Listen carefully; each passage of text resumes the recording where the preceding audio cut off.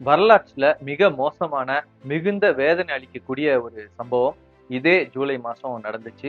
போஸ்னிய முஸ்லிம்களோட இனப்படுகொலை தான் அது. அங்க சரியா 1995ஆம் வருஷம் ஜூலை மாசம் போஸ்னிய முஸ்லிம் இனப்படுகொலை நடந்துச்சு. அதுல 8000க்கும் மேற்பட்ட முஸ்லிம்கள் கொல்லப்பட்டாங்க. உயிரிழந்தவங்களுடைய உண்மையான எண்ணிக்கை 20,000த்தையும் தாண்டும்னு சில ரிப்போர்ட்ஸ் இருக்கு. அந்த கோர வரலாற்றை, அந்த மறக்கடிக்கப்படுற வரலாற்றை நம்ம யாரும் எப்பவும் மறந்துடக்கூடாது. அதனால அது பத்தி தான் இந்த வீடியோல நாம பார்க்க இருக்கோம்.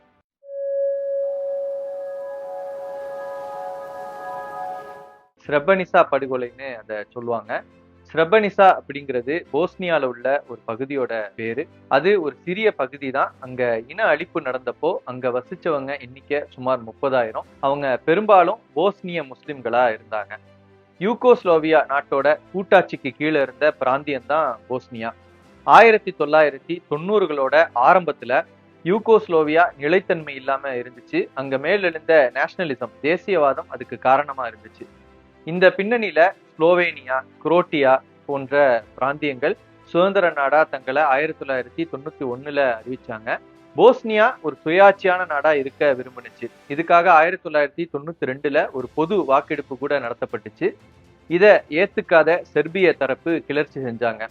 செர்பிய குடியரசுன்னு ஒரு தனி எல்லையையும் தங்களுக்குள்ள வகுத்துக்கிட்டாங்க. இந்த பின்னணியில 1992ல இருந்து 95 வரைக்கும் போர் நடந்துச்சு. போர்ல ஈடுபட்ட முக்கியமான 3 குழுக்கள் யாருன்னா, போஸ்னியர்கள், அவங்க முஸ்லிம்கள், அப்புறம் குரோஷியர்கள், அவங்க பெரும்பாலும் கத்தோலிக்கர்கள், செர்பியர்கள், அவங்க ஆர்த்தடாக்ஸ் கிறிஸ்டியன்ஸா இருந்தாங்க. இதுல போஸ்னிய முஸ்லிம்களை செர்பிய படை குறி வச்சாங்க. ஐநா சபை சில நகரங்களை பாதுகாப்பான மண்டலங்கள் அப்படின்னு 1993ல அறிவிச்சாங்க. அதுல ஒரு நகரம் தான் ஸ்ரெபனிசா. பலஸ்தீன்ல உள்ள கஸ்ஸால எப்படி ரஃபா பகுதியை பாதுகாப்பான பகுதின்னு சொல்லி அறிவிச்சு கடைசியில அங்க படுகொலைகளை நிகழ்த்துறாங்களோ அது மாதிரியான ஒரு சம்பவம் தான் ஸ்ரெபனிசாலையும் நடந்துச்சு. பல போஸ்னியர்கள் அந்த பகுதியில போய் தஞ்சமடைஞ்சாங்க. பாதுகாப்பா அங்க இருக்கலாம்னு நம்பினாங்க. ஆனா அவங்களுடைய நம்பிக்கை நிலைக்கல. 1995ஆம் வருஷம் ஜூலை 11 அன்னைக்கு ஜெனரல் ராட்கோ மிலாடிக் அப்படிங்கிறவன் தலைமையில அங்க வந்த செர்பிய படைகள் ஸ்ரெபனிசாவை முழுமையா தாக்குனாங்க. அந்த சமயத்துல அந்த நகரம் ஐநா அமைதி படையினருடைய பாதுகாப்புல இருந்துச்சு. அப்படி இருந்தும் எந்த பிரயோஜனமும் இல்ல. செர்பியர்களை ஐநா தடுத்து நிறுத்தாதது மட்டும் இல்ல, பாதுகாப்பு கோரி தங்கள் கிட்ட வந்த போஸ்னியர்களை என்ன செஞ்சாங்கன்னா, தாக்குதல் தொடுக்கிற செர்பிய படைகள் கிட்டேயே ஒப்படைச்சாங்க. செர்பியர்கள் அந்த மக்களை கொடூரமா கொன்றொழிச்சாங்க. அத்தோட ஒரு பயங்கரமான ஈவிரக்கமில்லாத படுகொலைய அந்த பிராந்தியம் முழுக்க நிகழ்த்தினாங்க. அகண்ட செர்பியாவை உருவாக்குவோம் அப்படின்னு சொல்லி அவங்க முழங்கினாங்க. அடுத்த சில நாட்கள்ல 8000க்கும் மேற்பட்ட போஸ்னியர்கள் கொல்லப்பட்டாங்க. எந்த அளவுக்கு மோசமா அந்த படுகொலை நடந்துச்சுன்னா, வயல்கள், காடுகள், கிடங்குகள் அப்படின்னு பல பொது இடங்களுக்கு அவங்கள கொண்டு போய் சித்திரவதை செஞ்சு கொன்னாங்க. போஸ்னிய பெண்கள் விரட்டி அடிக்கப்பட்டாங்க. அதுல ஆயிரக்கணக்கானோர் பாலியல் வல்லுறவுக்கு ஆளானாங்க. துப்பாக்கியால சுட்டு கொல்லப்பட்டவங்க அவங்க சுடப்படுறதுக்கு முன்னாடி அவங்களையே குழிய தோண்ட சொல்லி அதுல அவங்கள கொன்னு அவங்களோட சடலங்களை அங்கேயே அந்த குழியிலேயே புதைச்சாங்க செர்பியர்கள். அந்த அளவுக்கு கொடூரம் அந்த நிலப்பகுதியில அரங்கேற்றப்பட்டுச்சு. ஒரு திட்டமிட்ட இனப்படுகொலையா அது இருந்துச்சு. இதைத்தான் ஸ்ரெபனிசா இனப்படுகொலைன்னு சொல்றோம்.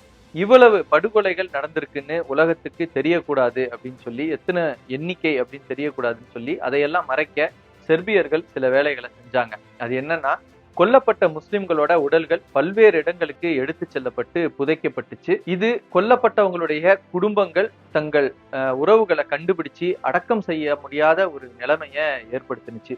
இன்னைக்கும் கூட உடல்கள் கண்டுபிடிக்கப்பட்டு டிஎன்ஏ பரிசோதனையால அடையாளம் காணப்படுது. எந்த அளவுக்குன்னா, கடந்த 4ஆம் தேதி வியாழக்கிழமை கூட டிஎன்ஏ பரிசோதனை மூலமா சமீபத்துல அடையாளம் காணப்பட்ட 13 ஆண்களும் ஒரு டீனேஜ் பையனும் அவங்க இறந்து 29 ஆண்டுகளுக்கு அப்புறம் ஸ்ரெபனிசாக்கு வெளியே உள்ள கல்லறையில புதைக்கப்பட்டிருக்காங்க.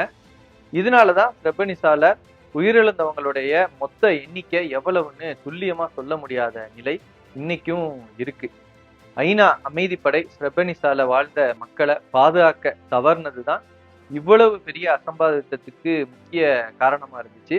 செர்பியர்கள் நிகழ்த்தின தாக்குதல் 1995 டிசம்பர்ல முடிவுக்கு வந்துச்சு. அதை தொடர்ந்து இனப்படுகொலையை நிகழ்த்தினவங்களுக்கு தண்டனை வாங்கி தர்றதுக்கான முயற்சிகள் மேற்கொள்ளப்பட்டுச்சு.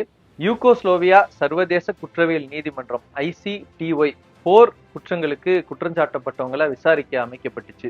ஜெனரல் ராட்கோ மிலாடிக், ராடோவன் கரட்ஜிக் போன்ற இனப்படுகொலையாளர்கள் இதுல சிக்கினாங்க.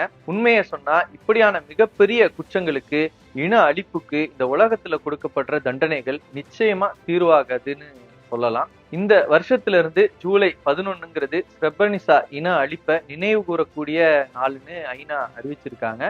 இந்த போஸ்னிய இன படுகொலை முஸ்லிம் உம்மத்தோட நினைவுல எப்போதும் ஆழமா பதிஞ்சிருக்கிற ஒண்ணு. இந்த இனப்படுகொலை தேசியவாதமும் இனவெறியும் எப்படி முஸ்லிம்களுக்கு எதிரான வெறுப்பை, வன்முறைய தூண்டுனுச்சு அப்படின்னு சொல்லி காட்டியிருக்கு. இன்னைக்கு பாலஸ்தீனர்கள் மேல இஸ்ரேல் இப்படியான ஒரு இனப்படுகொலைய நடத்தி வருது. அங்க இதுவரைக்கும் 1,86,000க்கும் மேற்பட்ட பாலஸ்தீனர்கள் கொல்லப்பட்டிருக்கலாம்னு சொல்லி லான்செட் ஆய்வு சொல்லுது. இறைவன் தான் அந்த மக்களை பாதுகாக்கணும், விரைந்து நீதி நிலைநாட்டப்படணும். அதுக்கான குரலை நம்ம ஒவ்வொருவரும் தொடர்ந்து எழுப்புவோம். இந்த வீடியோவை உங்க நண்பர்களுக்கு ஷேர் பண்ணுங்க. உங்களோட கருத்துக்களை கீழே கமெண்ட் செக்ஷன்ல சொல்லுங்க. உங்களுடைய கேள்விகளையும் சொல்லுங்க. மீண்டும் இன்னொரு வீடியோல சந்திப்போம். நன்றி.